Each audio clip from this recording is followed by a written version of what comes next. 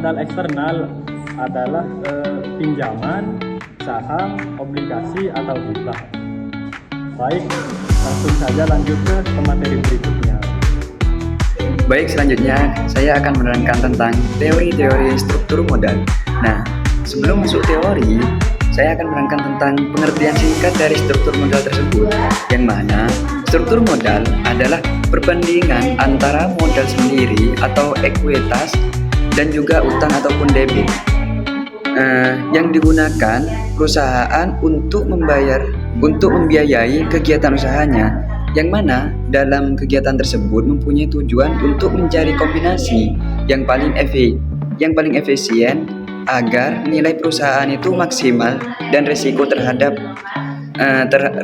terhadap perusahaan itu bisa terkendali. Begitu. Selanjutnya yaitu teori-teori struktur modal. Nah, di sini teori struktur modal ada 5 poin. Yang pertama ada teori MM.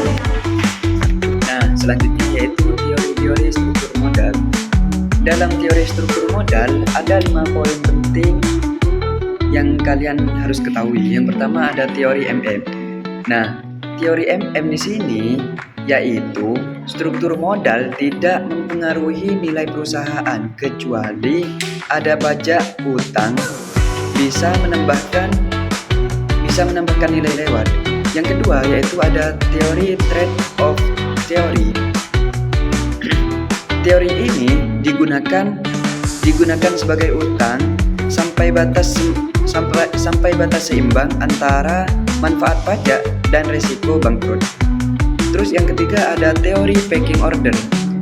Teori ini adalah sebuah perusahaan lebih suka dana dari laba ditahan lalu dihutangkan baru menerbitkan sebuah saham. Terus teori yang keempat yaitu teori urgensi. Teori ini menjelaskan tentang utang membuat manajer lebih disiplin karena harus membayar kewajiban, sehingga mengurangi konflik dengan sang pemilik. Begitu. Terus yang kelima yaitu ada teori signaling. Teori signaling yaitu penggunaan utang memberi sinyal positif pada sang investor atau sang pemilik modal bahwa perusahaan meyakinkan akan prospeknya ataupun kinerja dari sebuah perusahaan. Begitu. Mungkin hanya sekian dari saya. Terima kasih.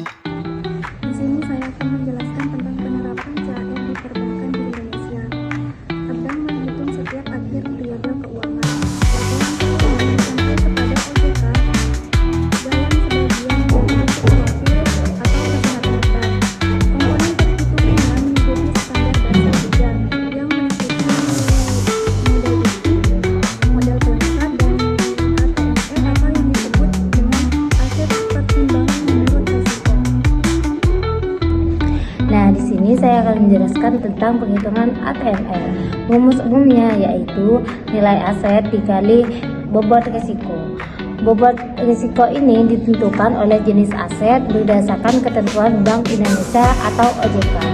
Nah, langkah perhitungannya yaitu 1. Identifikasi aset yang dimiliki bank yaitu kas, pembiayaan, surat berharga, dan lain-lain.